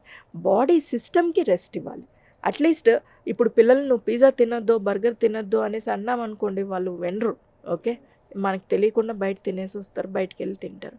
కానీ పిల్లల్ని కరెక్ట్గా ఎడ్యుకేట్ చేయటం అనేది చాలా ఇంపార్టెంట్. నువ్వు ఈవినింగ్ 7 తర్వాత నీకు రెస్ట్ ఇవ్వాలి ఖచ్చితంగా. నెక్స్ట్ డే మార్నింగ్ 7, 8 వరకు నువ్వేమీ తినకుండా ఓన్లీ వాటర్ తోటి ఉండగలిగితే నీ గట్ చాలా మటుకు దాంట్లో జరిగే ఇన్సల్ట్స్ అన్నిటినీ అది రికవర్ చేసుకుంటూ హీల్ చేసుకుంటూ వెళ్తుంది. మనం టైమే ఇవ్వకపోతే అది హీలింగ్ అనేది చాలా ప్రాబ్లం వస్తుంది. సో చిన్నపిల్లల పరిస్థితి మేడం రేడియేషన్. చిన్న పిల్లల్లో కూడాను రేడియేషన్ ఇవ్వాల్సి వస్తుంది. అయితే పెద్దవాళ్ళకంటే చిన్నపిల్లల్లో టాలరెన్స్ ఎక్కువ ఉంటుంది. ఓకే, కొంత పేషెంట్స్ చిన్నపిల్లలు మరి 2 years 3 years పిల్లలు ఏంటంటే కోఆపరేట్ చేయరు రేడియేషన్కి. అలాంటప్పుడు మేము అనస్థిషియా ఇచ్చి కూడాను రేడియేషన్ ఇస్తూ ఉంటాం, ఎవ్రీడే అనస్థిషియా ఇచ్చి. కానీ మిగతా పేషెంట్స్ కంటే కూడాను చిన్నపిల్లల్లో కాస్త టాలరెన్స్ బాగానే ఉంటుంది, తొందరగా హీల్ అవుతారు. పిల్లలు చాలా ఈజీగా టేకప్ చేస్తారు. రేడియేషన్స్ ఫెయిల్ అవ్వా? అవుతాయి, ఫెయిల్యూర్ అనేది ఎక్కడైనా ఉంటుంది. రేడియేషన్స్ సో ప్రతి కేసు 100% క్యూర్ అవుతుంది అనేసి ఎవరికి చెప్పకూడదు కూడాను. ప్రయత్నం అయితే 100% చేస్తాం, కానీ క్యూర్ అనేది మన చేతిలో ఉండదు ఒక్కొక్కసారి. అయితే రెండుకన్నా మూలం అసలు ప్రారంభంలోనే మనం మాట్లాడుకున్నట్టుగా రైతు మనం పంట పండించే దశలో నుంచే, అది కూరగాయలు కావచ్చు, పండ్లు కావచ్చు, ఏదైనా కావచ్చు, పదార్థాలు, మన ఆహార పదార్థాలు, అక్కడి నుంచే మనం సరైన జాగ్రత్తలు తీసుకుంటే ఈ బాడీ చెడిపోకుండా ఉంటుంది, క్యాన్సర్ రాకుండా ఉంటుంది అనేది మనం అర్థం చేసుకోవాలి. అంతే కదా మేడం? సో లైఫ్ స్టైల్ అనేది చాలా ఇంపార్టెంట్. ఆహారం దానికి పాత్ర చాలా గొప్పది. ఆహారం పండించే దశలోనే అండ్ ఎప్పుడు కూడాను హోల్ ఫుడ్ అనేది ఇంపార్టెంట్. ప్యాకేజ్డ్ ఫుడ్స్లలో చాలా ప్రాబ్లమ్స్ ఉంటాయి, వాటిలో ప్రిజర్వేటివ్స్ ఉంటాయి. అండ్ ఆ ప్లాస్టిక్ ప్యాకేజ్ ఇవ్వటం వల్ల దాని కెమికల్స్ అన్నీ కూడాను ఫుడ్లోకి వెళ్ళిపోతాయి. ప్రిజర్వేటివ్ లేకుండా ఫ్రోజన్ ఫుడ్ ఉంటుంది అనేసి నాకైతే అనిపించదండి. మీరు చెక్ చేసుకోండి, ఏ దాంట్లో అయినా కానీ మీరు గ్రీన్ పీస్ ఉంటాయి, అవి బయట పెడితే కనుక మీరు గ్రీన్ కలర్లా అంతా కూడాను స్ప్రెడ్ అవుతుంది. సో ఎంతవరకు ఫ్రెష్గా తెచ్చుకొని తినగలిగితే అంతవరకు బెటర్ ఉంటుంది. మన రైతు పండించే దశలోనే మన ఆకుకూరలు పండించినా, పండ్లు పండించినా, ధాన్యాలు పండించినా కానీ అప్పుడే మనం కెమికల్స్, పాయిజనస్ అన్నమాట చేయకుండా చాలా ప్యూరిటీ ఒకప్పుడు ఎలా పండించుకున్నాం అటువంటి పండించుకొని నేలని నేలలో పండించే వాటిని జాగ్రత్తగా కాపాడుకుంటే దాన్ని తీసుకునే వాళ్ళం నెక్స్ట్ స్టేజ్ హెల్త్ కొంత ఇంప్రూవ్ అవుతుంది అంటారు. సో రేడియేషన్ అట్లీస్ట్ అంతవరకు కాకపోయినా కానీ అవన్నీ మన చేతుల్లో ఉండవు. ఓకే, అవన్నిటిని మనం మాట్లాడుకోవడమే అవుతుంది, అదన్నీ మన చేతిలో ఉండవు. అట్లీస్ట్ మనం ఇంటికి తెచ్చుకున్న తర్వాత వాటిని కాసేపు అన్న వాటర్లో కాస్త లైట్గా సాల్ట్ వేసి వాటర్లో పెట్టి గోరువెచ్చటి నీళ్ళలో ఒక 1/2 hour పెడితే 90% కెమికల్స్ వాటర్లోకి వచ్చేస్తాయండి. ఆ తర్వాత ఫ్రెష్ వాటర్లో కడిగేసుకొని ఫ్రెష్గా కడుక్కొని వాడుకుంటే కనుక కొంత అయినా బెనిఫిట్ ఉంటుంది మనకు. అదే ఓవరాల్గా చివరిలో మీరేం చెప్పేదండి మేడం, ఈ క్యాన్సర్ విషయంలో జనం ఎలా ఉండాలి అలర్ట్గా? Prevention is always better than cure, అది మటుకు కంపల్సరీ చెప్తాను. Especially women. ఎందుకు అని అంటే ఫ్యామిలీలో ఎవరికి ఏం వచ్చినా కానీ చూసుకోవటానికి ఆ ఫీమేల్ ఎవరైతే ఉన్నారో తను అన్ని రకాలుగా కానీ తనకే ప్రాబ్లం వస్తే చూడటానికి చేయటానికి మొత్తం ఫ్యామిలీ అంతా డిస్టర్బ్ అవుతుంది. ఒక ఉమెన్ ఎంత ఇప్పుడు ఎస్పెషల్లీ వర్కింగ్ ఉమెన్ అవుతున్నారు, పిల్లల్ని చూసుకోవాలి, అది తర్వాత హెల్త్ ప్రాబ్లమ్స్ కూడా. సో రెగ్యులర్గా ఈ చెకప్స్ ఉంటాయి. ఓకే, ఎస్పెషల్లీ ప్యాప్స్మియర్స్, మ్యామోగ్రామ్, ఇవి 25 years తర్వాత ఖచ్చితంగా ఒక ప్యాప్స్మియర్ అనేది చేయించుకోవాలి. 30 years తర్వాత ఇంకొక 5 years తర్వాత. ఎందుకంటే రెగ్యులర్గా ఎవ్రీ ఇయర్ వెళ్ళండి అంటే ఎవరు వెళ్ళరు. అట్లీస్ట్ 5 yearsకి ఒకసారి వెళ్ళి ప్యాప్స్మియర్ అనేది ఒకటి చేయించుకుంటే, ఆ తర్వాత 40 years ఏజ్ తర్వాత ఒక మ్యామోగ్రామ్ అనేది చేయించుకుని అది నార్మల్ వస్తే ఎవ్రీ 2-3 years మళ్ళీ రెగ్యులర్గా మ్యామోగ్రామ్ చేయించుకుంటే మనకు ఉమెన్లో మ్యాక్సిమం వచ్చే ఈ బ్రెస్ట్ క్యాన్సర్ కానీ సర్వైకల్ క్యాన్సర్ కానీ ఎర్లీ స్టేజ్లో గుర్తించడానికి వీలవుతుంది, దానికి మంచి క్యూర్ కూడా ఉంటుంది. అలాగే పిల్లలు, టీనేజ్ పిల్లలు ఉంటారు, 14 years 10 years నుంచి 15 years ఏజ్ పిల్లలకి, ఆడపిల్లలకి ఎస్పెషల్లీ, మగపిల్లలకి కూడా ఇవ్వచ్చు. వీళ్ళకి క్యాన్సర్ వ్యాక్సిన్ వచ్చింది. ఇది okay, cervical cancer vaccine. Only cervical క్యాన్సర్కి మాత్రమే ఉంది ఈ వ్యాక్సిన్. ఎందుకంటే సర్వైకల్ క్యాన్సర్ అనేది HPV వైరస్ వల్ల వస్తుంది. ఆ వైరస్కి మనం వ్యాక్సిన్ చేయగలం. ఆ వైరస్ వ్యాక్సిన్ ఉంది కాబట్టి పిల్లలందరికీ ఒక 2 doses మాత్రం ఇస్తే కనుక ఖచ్చితంగా వాళ్ళకి ఫ్యూచర్లో అట్లీస్ట్ ఈ సర్వైకల్ క్యాన్సర్ నుంచి వాళ్ళని బారిన పడకుండా చేయగలం. ఆ తర్వాత ఫ్యామిలీ హిస్టరీ ఉంటే కనుక కంపల్సరీ ఫ్యామిలీ హిస్టరీ ఉన్న వాళ్ళు రెగ్యులర్గా ఇంకొంచెం ముందు ఏజ్ నుంచే 20-25 ఇయర్స్ ఏజ్ నుంచే వాళ్ళు రెగ్యులర్గా స్క్రీనింగ్కి వెళ్ళాల్సి వస్తుంది. జీనోథెరపీ కూడా ఉంది కదా. జీనోథెరపీ ఇవన్నీ కూడా ఉన్నాయి కాబట్టి ముందుగానే వెళ్ళి, అంటే జీనోథెరపీ అవన్నీ ఇంకా అడ్వాన్స్డ్గా ఇంకా చాలా టైం పట్టొచ్చు మనకు రొటీన్ ప్రాక్టీస్లో. అట్లీస్ట్ కొంచెం ముందు స్టేజ్లోనే మనం కనుక్కోగలిగితే వాటిని తొందరగా ట్రీట్ చేసుకోవడానికి కూడా అవకాశం ఉంటుంది. సో క్యాన్సర్ ట్రీట్మెంట్లో రేడియేషన్ పాత్ర కూడా చాలా ప్రధానమైంది. అడ్వాన్స్డ్గా మనం టెక్నాలజీ అందుబాటులో ఉంది కాబట్టి మనం దీన్ని సద్వినియోగం చేసుకోవాలి, భయభ్రాంత గురక్కలేదు. మంచి డాక్టర్ని సంప్రదించి ఒక అవగాహనతో, ఒక మానసికంగా, ఒక ధైర్యంతో, మెంటల్ ఫిట్నెస్తో కానీ వెళ్తే రికవర్ అవుతారు. రికవరింగ్ కెపాసిటీ కూడా పెరుగుతుంది. Prevention is better than cure అనేది the best saying always for all the people. అంతే. Thank you madam. Thank you.